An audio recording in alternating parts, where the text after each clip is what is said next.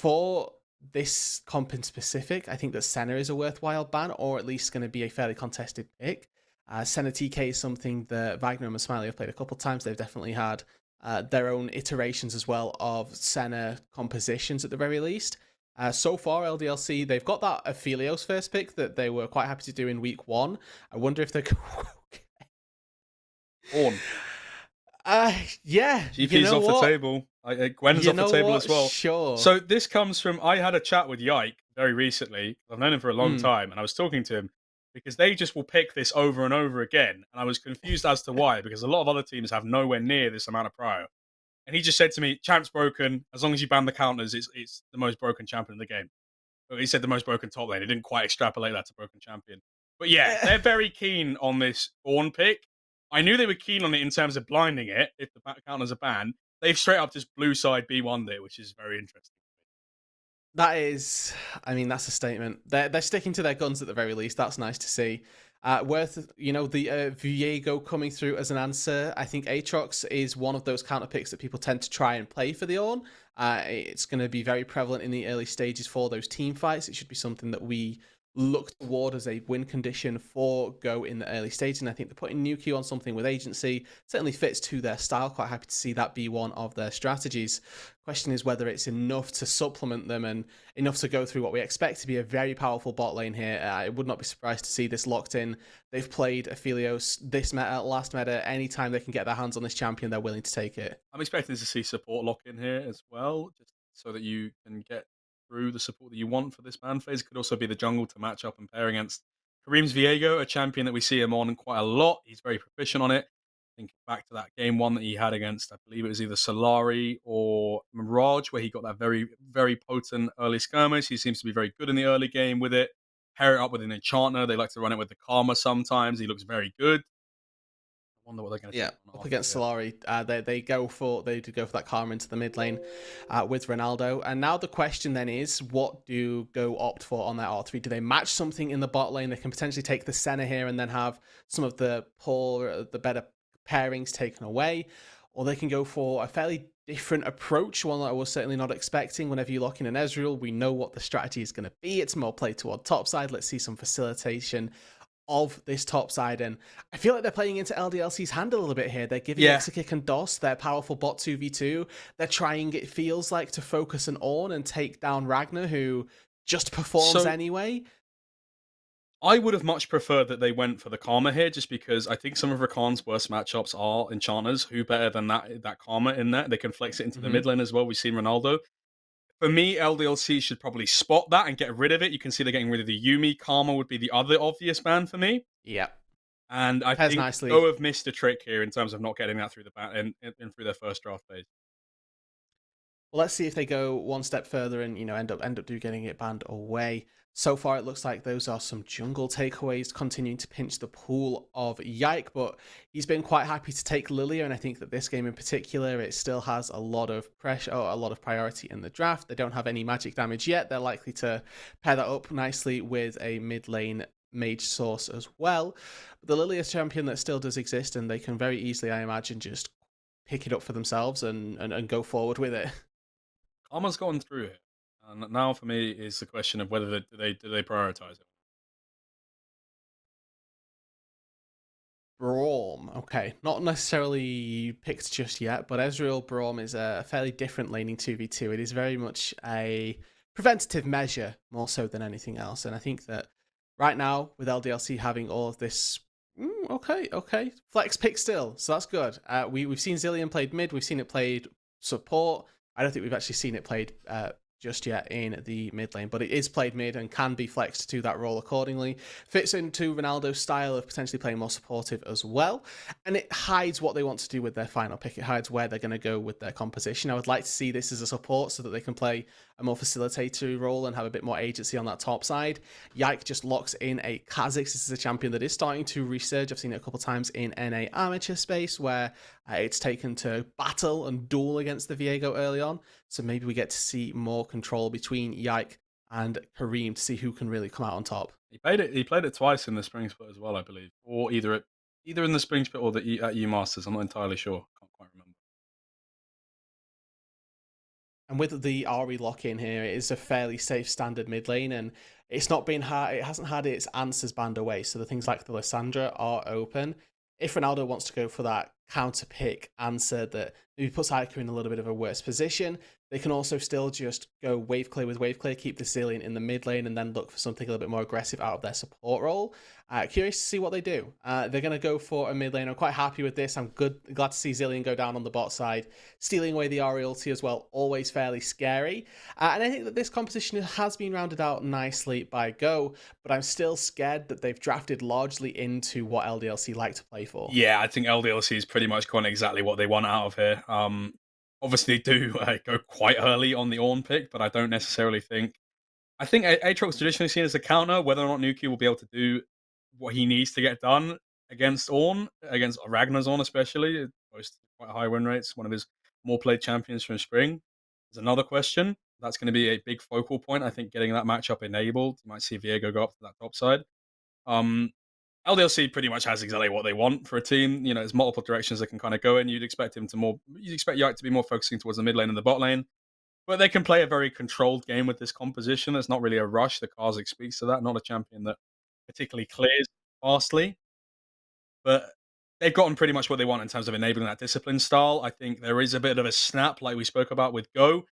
But speaking of snap, we're going to be snapping to a brief break as we get you into the game. Don't go anywhere.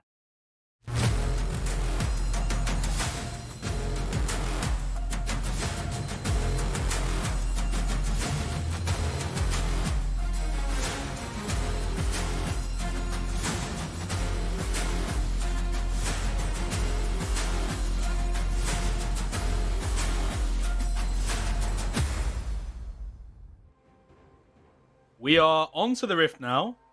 Slightly ahead of when people have arrived. We've gotten here a bit early, but that is quite the case for me and Rude Dude. Quite punctual blokes we are. Yeah, we are. Part of these, We're always the first ones in, aren't we? Of the ratified constitution of being part of the United Kingdom. You know, we're always on time, with a cup of tea, ready to go. LDLC descending onto the Rift now, hand in hand as they slowly part ways as we get into the lane assignments. And Yike, as a jungler, for me, this split routed, I think it would be fair to say very impressive, able to generate these leads, go for these clears, inventive pathing, able to, you know, just really trade tempo in a way that I've not seen a lot of LFL junglers do. He continues to be very impressive in this league for me. I'm interested to see how he goes against Kareem. Kareem's a jungler for me that has benefited a lot from early skirmishes. He kind of needs to not necessarily flip a coin, but definitely generate some odds in his favor via just these skirmishes early. Whether or not he can do that against someone like Yike, who is, in contrast, quite controlled, quite disciplined, doesn't necessarily need to go for anything that doesn't need to be gone for, that's going to be a real stylistic matchup for me. But in regards to other things in the game, Rude Dude, what are you looking forward to? I'm interested by how this bot lane matchup is going to play out. I expect Exakick and DOS to absolutely slam this bot lane. This is their 2v2. They didn't really receive any bans. They didn't particularly get anything taken away from them. They just got pure comfort. I think this has also been a really shining point of the LDLC team in general. I think that just the power that Exakick always brings, his late game team fighting is really good. His laning has been brilliant as well. He actually has the highest CS per minute in the league. Well, there we go. There we go. Thank you. Stats backing me up because if an Aphelios gets to a late game, we know that he can be a late game monster. I think that 3-item spike is largely unparalleled by the majority of ADCs. You know, you can argue Jinx is in there, but outside of that, it's fairly scary what this marksman can do. And you can see just willing to play at the brink of the maximum, really, of what an Aphelios can do. Always looking to utilize that sniper gun for poke onto his enemies. Wants to make sure that he's utilizing the range advantage Aphelios gets and try and punish, really, at best as possible. Talk to me about Nuku, because he's someone that you've kind of given quite a few shout-outs to on broadcast. You talked about how you've been relatively impressed with him coming in as a rookie in this centerfold that we have in the LFL. Boston executing to go for an extended trade here. It was quite even both ways, though. Yeah, I think that Nuku is somebody who I, at least at the very start, have imagined as a very good carry player. Has, you know, pulled out the Akali multiple times already, played a Gwen game as well, I believe, and has looked very good on pretty much everything that he's played. There's a tendency for him to get a little bit caught out in the late stages. We've seen it, I think, twice in one game from last week. where he was just a little too overextended and definitely got punished. I think that him with this Aatrox, right, giving him counter pick always seems to me a good idea for Go. He got it fairly early on in the draft this time round, and they did get a couple of counters, a couple of answers that they wanted. But I really like the way that this guy plays carries. I'd like to see if he can perform, and I think that up against Ragnar, this is actually the hardest challenge that he will face in top lane, a sort of stonewall top laner in Ragnar. I'm excited to see him play against Agenda as well, to see really where the level lies, because I think for Go thus far, outside of Game Ward, their strength of schedule had been fairly good, but I'm certainly excited to see what comes next for NewQ with obviously a bit sterner opponents. Yeah, completely. I think you're right with in regards to Go's schedule. They've been, they've been tested before. They obviously have that loss against Carmine Corp, which was not the most pretty of affairs, but they also were able to take away that win against Game Ward. Kind of, we spoke about in the lead up to the game how this is very much a testament to where do they actually sit. Are they real contenders for these top spots, or are they kind of sitting in that 3 to 4 spot? LDLC very much coming out, charging through the gates, dominating every team. Even some of the lower down teams, the way in which they do it is so, they never give a chance to the opponent. They don't make it look, they make it look very, very clean. Is I think, and very clinical. I think is the way to describe it. And I'd be interested to see whether or not it's a similar case. You see Yike right now doing the same as he always does. All clears. Doesn't go for the ward he normally gets. You normally see him when he's clearing in this direction. Ooh. You see Yike clearing towards the top side and then full clearing and then getting that ward on the second spawn Krugs.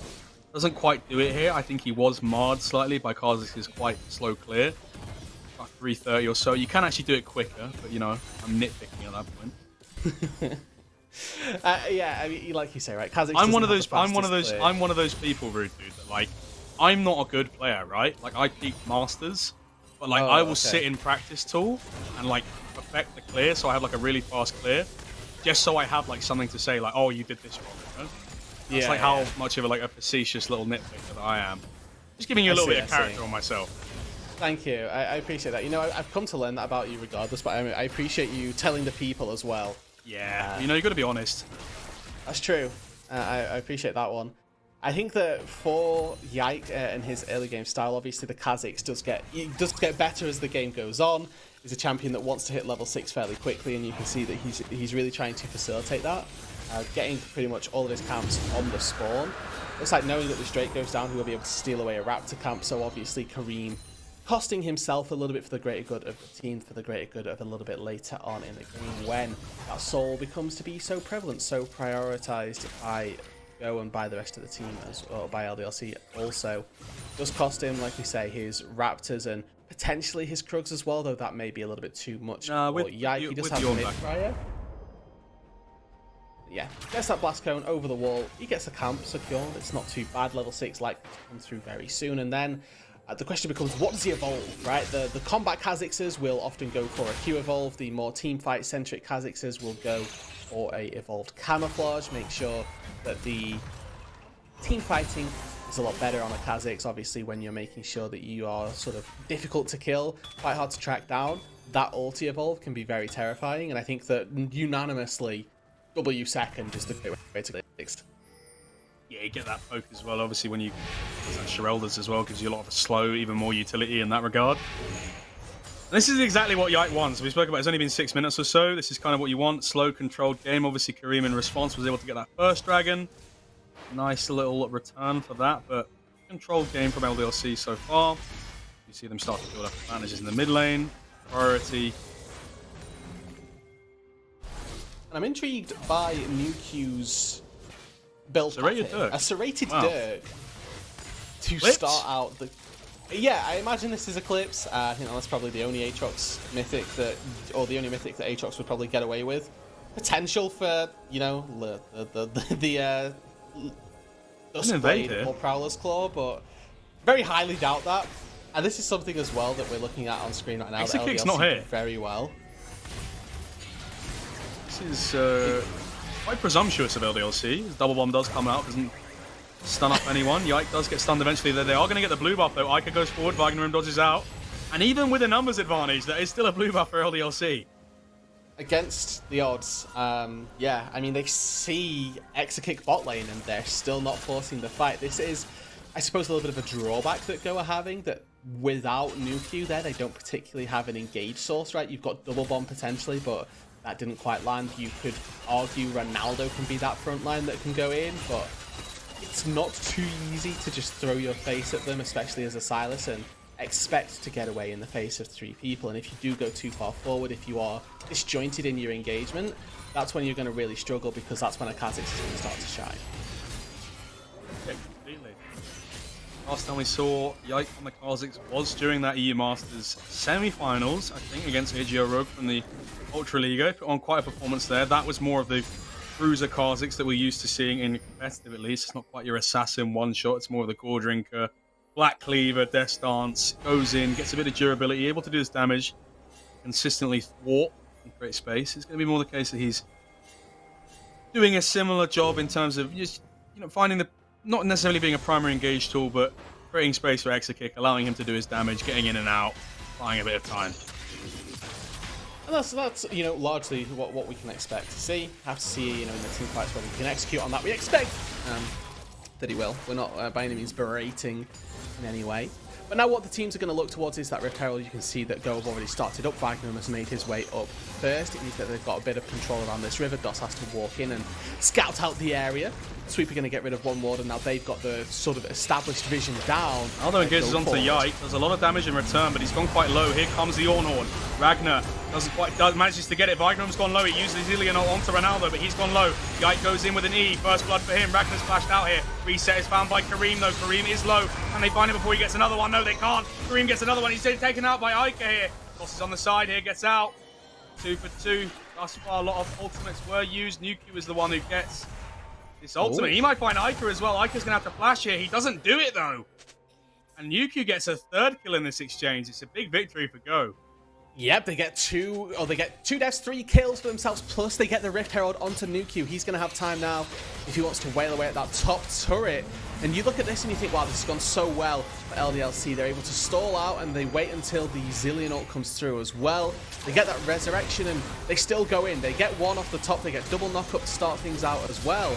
But it is this reset style of composition.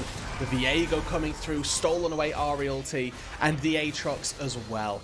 All 3 on this top side. If they get that Ari stolen out, they've got resets for days. And then Ica here just stays a little bit too long. Gets Q flashed on here. Really well played by New Q and forced down to the grave.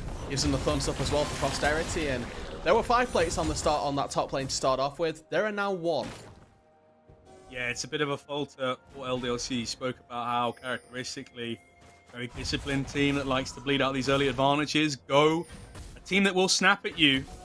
They've managed to do it here. They've taken a few fingers with them. 3 kills on the board, the Rift Herald as well, building towards that soul now with that Dragon acquisition. And this is exactly what Go want from a game. And if Nuku can clear this wave easily, it means that this big expenditure onto the top side is going to yield them nothing. You can see that Vagnum's also trying to shadow move up to this top side, make sure that the Aatrox isn't too fearful of his wave. And I wonder if he's got back to base yet. He actually just went back now, so he's going to be completing his mythic easily, and we get to see what that's going to be. But also, with that extra kill with the 4 plates, is going to be very, very strong. The Aatrox mid game certainly going to come online and come alive. I think that Go in that aspect do want to utilize Nuku fairly quickly. I imagine their early soul capabilities are going to be prevalent. This is a Hex Tech Soul as well, so definitely one that the teams want to pick up. And if they can use Nuku as that powerful force in the early to mid game phases before he tends to fall off, they could very well find themselves with an early soul with that combat power that can then facilitate them through what we expect to be a slightly more difficult late game for Nuku specifically. It's a really important point that Nuku gets this early advantage. You've seen what he's able to do with it. In a lot of these other games, he gets those first few kills, then storms through the game. Smiley has to be careful here as Dos is faltering off to the sides here, Yike and Co. They are trying to prevent him from getting some of that wave. Play does get altered somewhat. Still a lot of people down on this bot side, and they may try and translate this into a mid lane play as well. Ronaldo does have the hijack, so can steal away an ulti. I'm not quite sure if Ica's is ready to be stolen again. It looks like with the way you were stepping forward, maybe it is. But complete bot side control for LDLC right now. They get the first turret lost in that top side as they're going a bit aggressive. Engage onto Exekick. Exekick has to use both summoners and the ultimate to get away from that. Wow. And although it seemed to be that LDLC were making a proactive play on the map, it is actually them having to, Exekick rather, having to react to that potential engage from Kareem there. He has to use both summoners, and LDLC, slow start, not quite benefiting thus far. Yeah, and I hope we can get the scoreboard back up again quickly. Just as I say that, the engage does come onto Wagner, and he goes into Zillion ult. They don't fancy taking him down and waiting for the respawn there. They just trade their quickness for Zillion ult. Yeah, what LDLC did get out of that bot lane was a lot of camps taken, I believe. They're able to pick themselves up.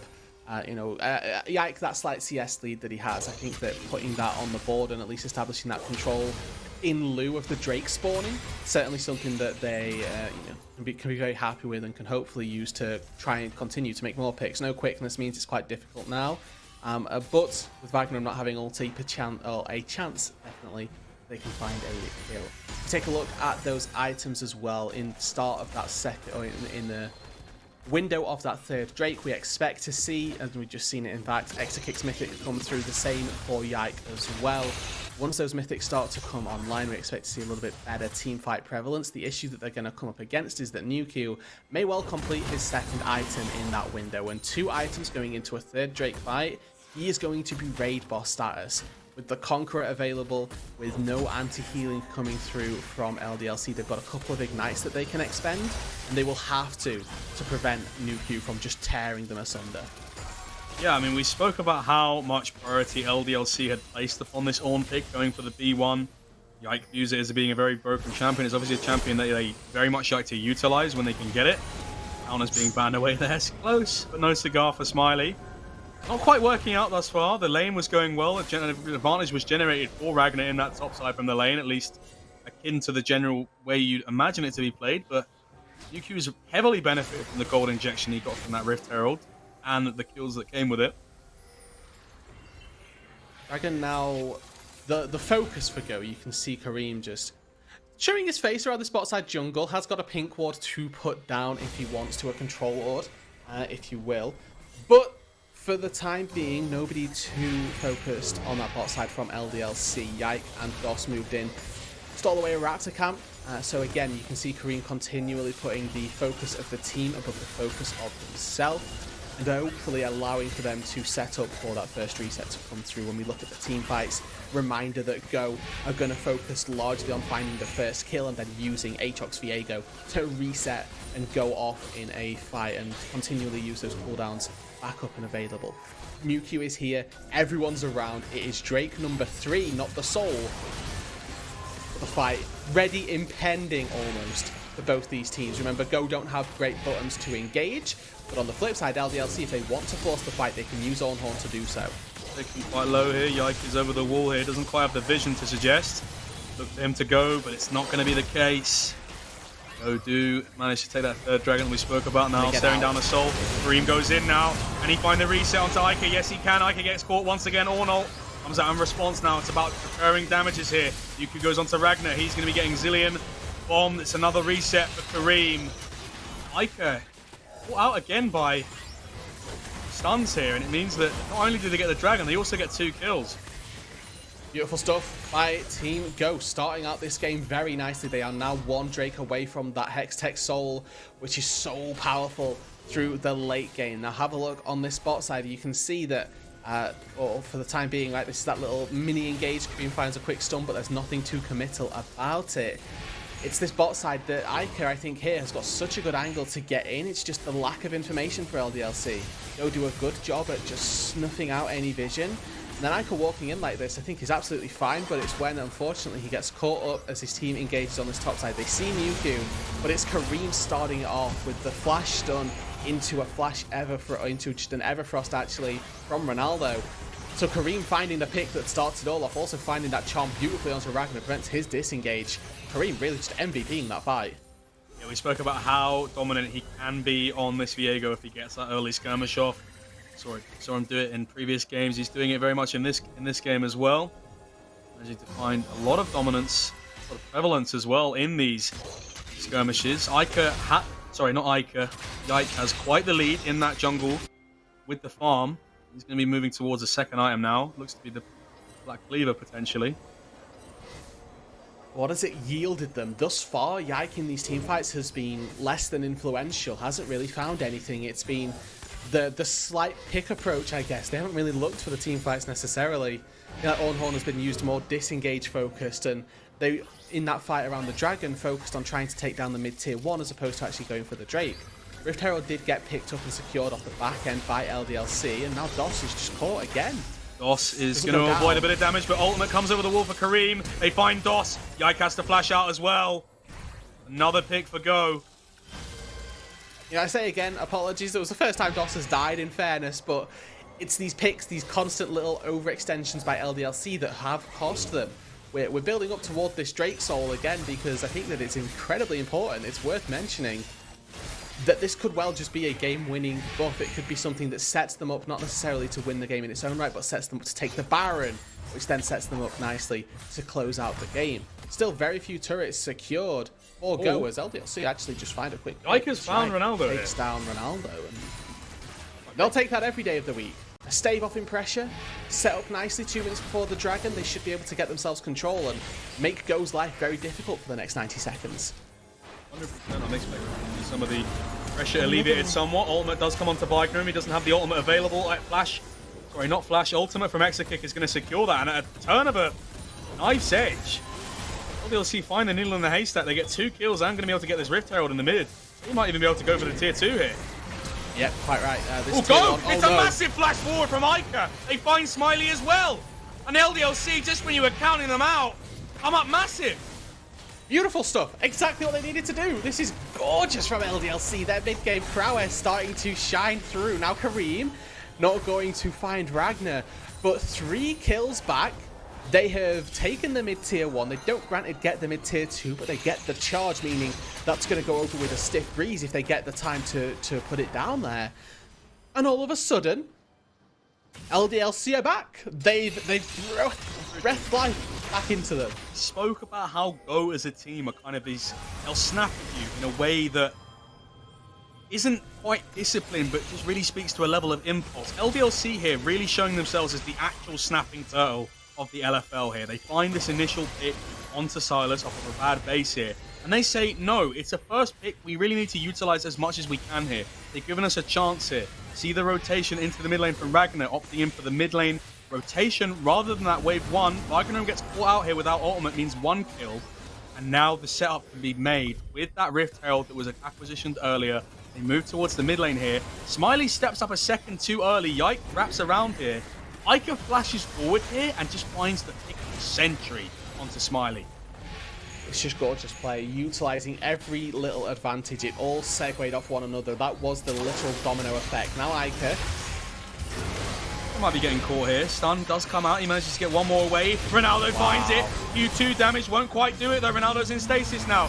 Ornhorn comes out. Exakick's coming off to the side now. Zillion ult has been used onto Ronaldo. He's not quite been popped out yet. Exakick getting engaged on now. Gale Force is going to do it right at the right second. Cream comes in for a reset. Boss has come in and tried to CC him. He gets CC'd immediately. Yike is W'd Nuku. Nuku flashes forward. Exakick going to be going quite low here. Nuku, what can he find? He can't come up with many answers. It's a triple kill for Exakick. Smiley got the red buff on him. Fight is not engaging fast farther. And that is the soul stopped by LDLC. They've turned around now. The momentum is shifted in their favor. And just as we were asking for it, the full-on 5v5, LDLC used their teamfight composition, and even though it looks shaky with Ica potentially getting caught out to begin with, they managed to come out on top. Ica here, yes, a little too far forward in the bot lane. Ronaldo steals the ult. He also hits a godly Everfrost there, and then a charm after the fact. Does so well, but DOS stalls. He zones away the rest of Go, parts them like the Red Sea, and then Ronaldo forced into stasis. He also gets the ulti resurrection from Vignerum too, and then everybody just leaves him alone. He's trying to find somebody to target him, and the second that Exakick gets the lethal damage, the ulti wears off. Cream gets this one reset, but he gets immediately blown back up, and Nuku goes for the Hail Mary, goes for the God Play, but Exakick snuffs it out. He spots it and says, I can sense that you're going to flash on me. I know you're coming for this kill, and he prevents it coming to fruition. If that kill goes down, there's a chance Nuke resets and kills everyone, but Exakick, beautiful spacing, stays alive and secures the dragon. That soul win condition that Go had spent so long building towards, stymied at the last minute. Stymied, definitely. We speak about preventative measures there towards the end. You really can't help but shake the feeling that Go, this didn't have to play out this way for them. They had very strong control on the game, and one small mistake just completely, you know, butterfly effects into the game state that we have now, where LDLC have clawed themselves back from the jaws of, well, downfall, the torrential downpour that Go was putting onto them. Now LDLC primed around this Baron area. What does this game look like now for Go? It still looks okay. I'm going to say okay as a best, because I think that their composition is going to obviously struggle a lot later on in the game. I've already touched on the fact that Aatrox doesn't have the greatest tools in the late stages. Fortunately, has Zilean to circumvent that to a certain extent, because Aatrox's issues in the late game, to touch on those, that he gets kited very easily and is actually a fairly short-range bruiser if he can't get resets, can't find flank angles. What he does have is Zilean to give him an absolutely ton of movement speed, and then he can try and close the gap through that way instead, which is that, like I say, circumventing measure that Team Go have got for them. Ronaldo maybe a little caught out, but he's actually going to be fine to walk away. The rest of the team for Go do actually scale fairly well. The Viego in the late game actually very terrifying with those resets. Silas can be very scary, very difficult to take down as well. And then Ezreal needs no introduction. The ability to also just use a Zilean ulti and essentially get a 6v5, also something that Go's way. But what they're up against is a great late game team fighting ADC in Exakick. We saw him there with the presence of mind to go, I don't want to step into an Aatrox who at that point is like 1.2k units away, but knows exactly what is available at all times to take him down. What do you think about the Chem Pump Greatsword being fully completed on Yikes? I've never seen this before. I love it. I actually adore it. We look at the healing that the entirety of Go got. They have triple Conqueror, quadra Conqueror users, all going to be sticking, healing down in their own regard. Silas has his healing. Viego, Aatrox have all got healing innate to their kit. I think that it's a great second item to come through for. It's also the champion that's probably going to best apply it from LDLC, because he can just void spike and hit up to 5 members if it's, perfect value. As a second item goes, and in terms of what he's looking to achieve with this Kha'Zix, it's always going to be more, I don't want to say supportive, because that's not the way Kha'Zix plays, but it is more annoyance factor based, right? He's never going to be the one diving in trying to solo 1v9 carry. He is more so just making things difficult for the enemy team. We want to talk about items. It's would be remiss to mention anyone else but Exakick, but this is going to be the engage now. Wagner forced to use his ultimate on himself for around the 8th time this game. Has to flash away from the spikes there. Another quite snappy engage from LDLC as they do catch out. I think they're experiencing some infamiliarity with how to play against a Zilean. Right there, they could just kill him. They had 5 members around and kill him on spawn again. They let him live that time round, but I think that they could probably try and chance their arm a little bit more with those. Yeah, it's interesting to me. They seem to be letting the passive wail out. I think it made sense the first time they did it slightly, because they weren't sure where the members are. I feel like, once again, it is that kind of thin line between LDLC's discipline and LDLC's lack of reluctance to go forward. Dos finds an engage now onto Cream. Cream's low. Cream not going to be able to opt up much for this fight. Baron does go down. Smiley flashes, not flashes, he's in here, sorry. W not onto multiple members here from Yike. Return engage. That soul is spawning in now, 15 seconds or so. Kareem is very low, but they do have position on it. Ornult is not available for around 30 seconds or so. Go want this, they need to get it now. Yeah, there's no Grumpy that's trying to sustain off of Smiley with some good initial poke damage onto Yike. This is when you want Smiley to rain down damage. 2 items. Mirror completed. He has to be that poke force. Look at Ronaldo. Ronaldo's got a great flank angle. They've got to try and burst it. Yike has to use ultimate preemptively. And this is going to be a soul for Go. The big victory for them. Baron does go down, but they secure that ever so crucial win condition they've been building since minute 6. And it's a trade then here. There was so much being used by LDLC to secure the Baron. They didn't have the tools to contest the Soul. Go position wisely on their retreat from the Baron. They constantly have first move on the Dragon. And now if LDLC can't do some substantial damage with this Baron, it's going to be Go who have that permanent buff moving through the game. We're also going to come to a point in about 4.5 minutes time where we have that Baron Dragon overlap, that dreaded decision making that you need to know where you need to be and when. LDLC starting out by taking down some of the turrets that they've not been able to claim so far this game. They've got 2 turrets in the mid lane, which means there's a lot of economy gold out on the map for them, with 2 turrets in both the side lanes to be claimed. Yeah, absolutely. I think pretty classic play from LDLC here. Wouldn't be expecting to see anything else. What I want to note is that Ragnar is rotating into that mid lane, so they do have a mid lane wave to move to after Go contest this next top push. But slow and measured here. They need to get much more than this tier 2 top. No, I don't think they need to go for too much more. This should just, like I say, be that economy baron, be the money gainer for the team, and then try and contest around an Elder fight that is sort of impending. Silas is getting stopped here by Ornn from entering the fray. And they've got 2 cannon minions as well right now, so they're able to do the lion's share of the work. Goes in as well. It's engaged on. Ornn comes out. He's found a very good angle here. Ornn does come out onto Wagner, and resets could be found here. Right, goes low. They've not managed to find him though. Nuku's going low. Execute's going absolutely massive. But the Zillion ult has been utilized here. Kareem is low, but can't find a reset. Drake is doing a lot. Ronaldo goes into stasis. Can they find Doss when he comes out? Nuku doesn't find the angle. Ronaldo's found it though. Here comes Nuku. Here comes Smiley as well. LDLC have been routed in the top side. Iker Hughes in the wrong direction. Takes the gate.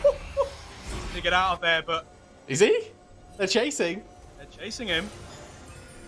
Doesn't have any mana. Caught here. He is. He's going to go down some way. Is he over the wall? One more clue from Smiley will do it. Yak may be able to find a quick pick on the backside, but a 4 for 2 overall. It's LDLC that are routed in the top lane. The Hextech Soul does so much work when you take these long engagements that Go are going to be thriving with when they've got the Zillion in the bag. It takes so long for LDLC to get through just one member because there's a resurrection. There's a lot of healing. There's a lot of zone control being placed down by Go with those Zillion bombs, with everything else being launched.